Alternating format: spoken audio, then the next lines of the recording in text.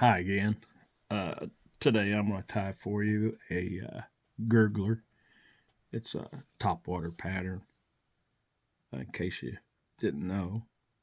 Um, it's going to be in chartreuse. I've got a full chartreuse cape here and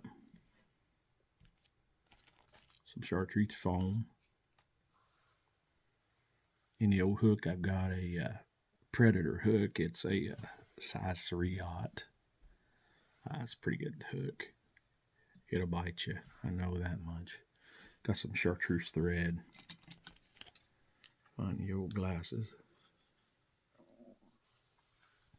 You can tie this in whatever color you want. I mean, I just kind of show you the one that I like. You know, as far as if I'm going to top water for bass, that's just a little bit of super glue, just Loctite super glue. There's a lot go on with this fly. It's not a hard tie, but there's just a lot that goes on with it. So take my thread down about to the hook point and just run it back up. I've got some chartreuse bucktail here.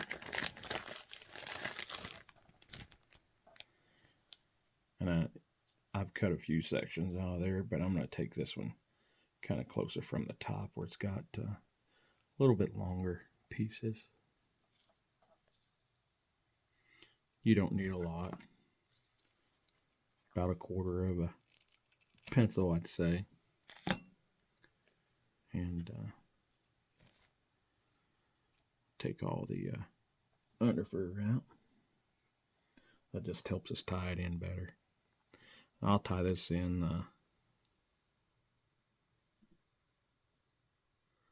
let's go about 2.5. So we're pretty close there.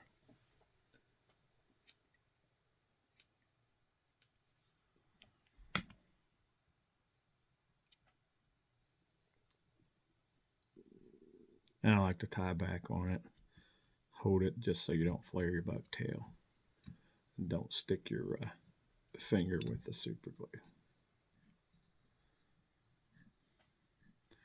And each time I'll run up to the front just to give it a little more girth and body. I have some Crystal Flash. I haven't opened this one yet.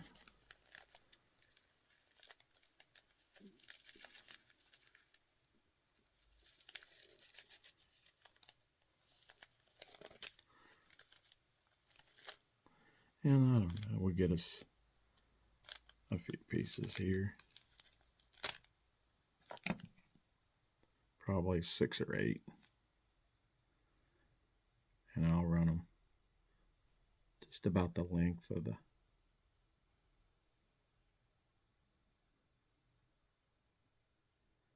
just about the length of it.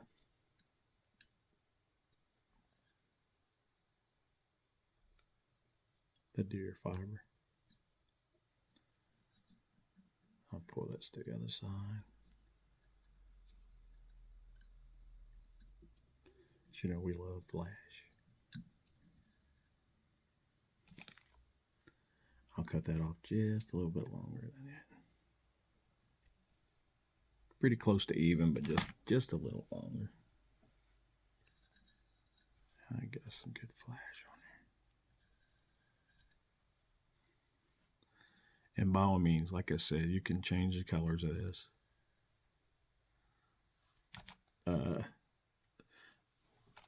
The thread that you should probably use for this is 210 or 140, either one.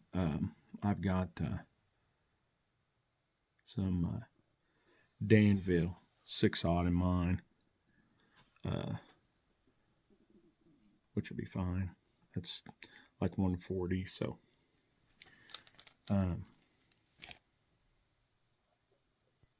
the only 210 I had was in yellow, and I didn't want to tie yellow with it.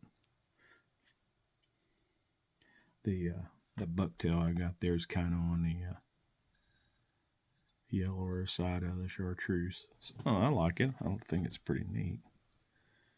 And I've got foam here. I cut at the gap of the hook here. Like I said, that's a 3/0, and I just cut myself a point on the end of it down here.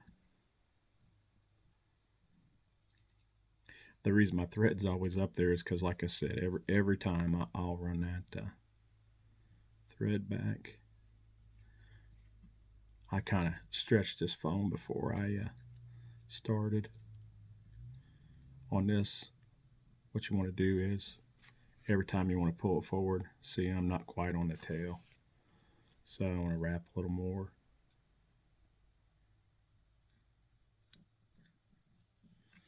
And I'll look back again, just a touch more, and I'll have it.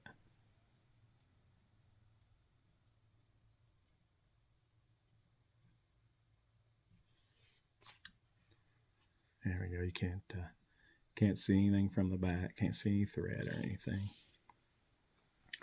So I took a feather off that cape here, that big old green cape I showed you, chartreuse, and I'm gonna tie it in by the tip in the back here.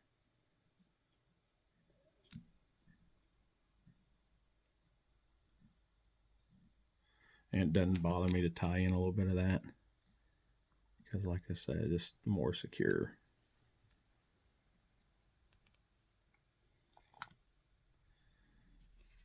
Get her tied in back all the way. We'll kind of run her up again.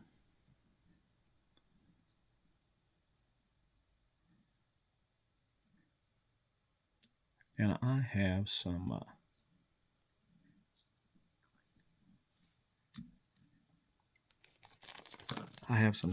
diamond braid here that's chartreuse. Man, this thing is really chartreuse, huh? I didn't know my shirt was going to blend in with that.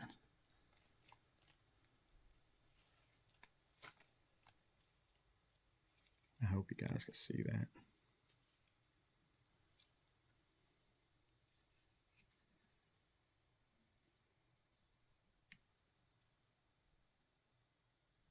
One of these days I'll get me a little better camera where I can get a little closer up, focus a little better.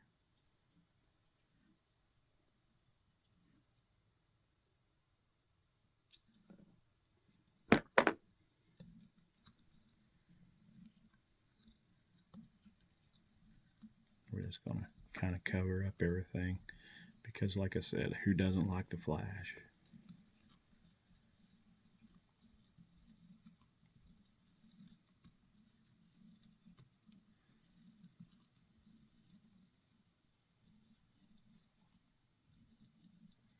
You can do this with chenille.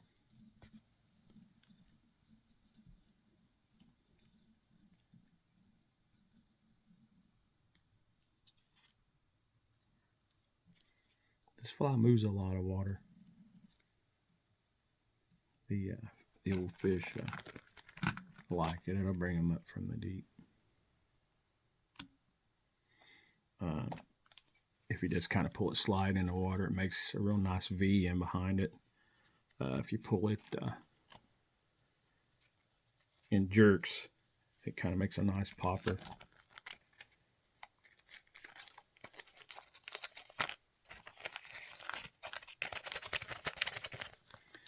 All right. Kind of tidy up the head there a little bit.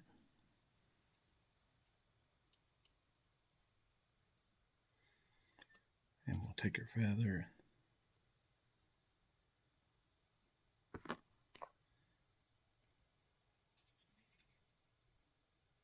Palmer it up through there. Guess in a kind of a spiral pattern. Not close or anything.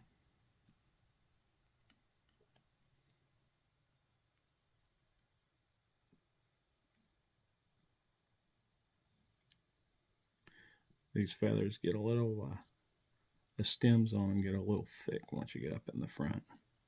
So don't be afraid to lash it down. Oh, nice. Broke my thread. See, nothing happened though. I mean, look. I mean, nothing jumped off there. Pow, it ain't gone nowhere. It happens. Happens to the best of us. Usually when you're heavy-handed like I am. That's why you want the 210 or a mono thread. GSP is good.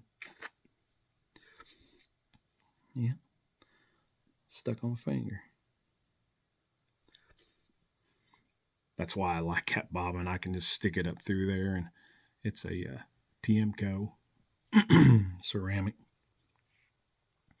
Find her thread here and get her wrapped back up on there. There we go. Like I say, don't be a chicken to tighten it down a little bit at the front with that big fiber if you're using a cape like I am. I'll just kind of pull all that feather back so nothing's in the eye. And we'll take and pull this down on either side.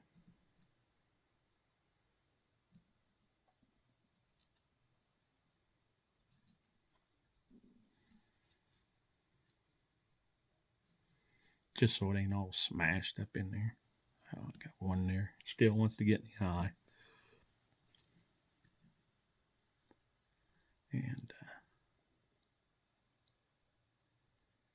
we'll just pull it in, pull it in. Take your time with it.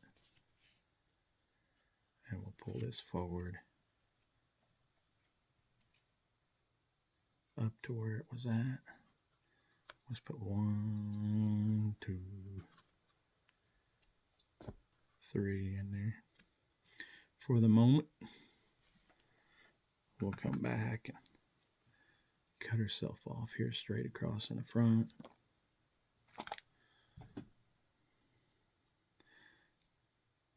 This being a 3/0, it's a big one. I mean, it's for bass. You know, I like to fish for big bass.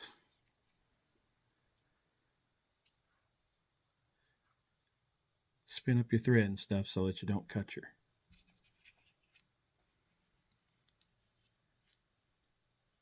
foaming tube. Sorry.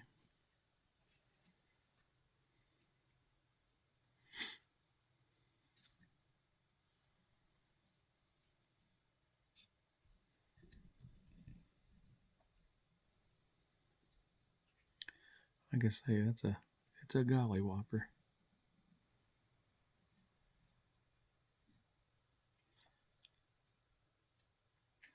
Now, if you want, like with the Gart side gurgler, he takes a piece of flash and he'll tie in here with the tail and stuff before you put the foam and things on, and then he'll come up the back of the foam with it, and it'll be like a chrome stripe on the top. I mean, for me, I don't need that because fish don't see the top of it anyway. So, I mean, that's just, I'm not trying to change it. I mean, it's just, you know, I'm trying to just make it my own. I mean, I'll tell you the way the original was. You know, if you want to do that, you can. I like the flash on the tail and the flash on the body. I'll give this a couple more turns on top. I'll come back underneath here 2 or 3 more times. And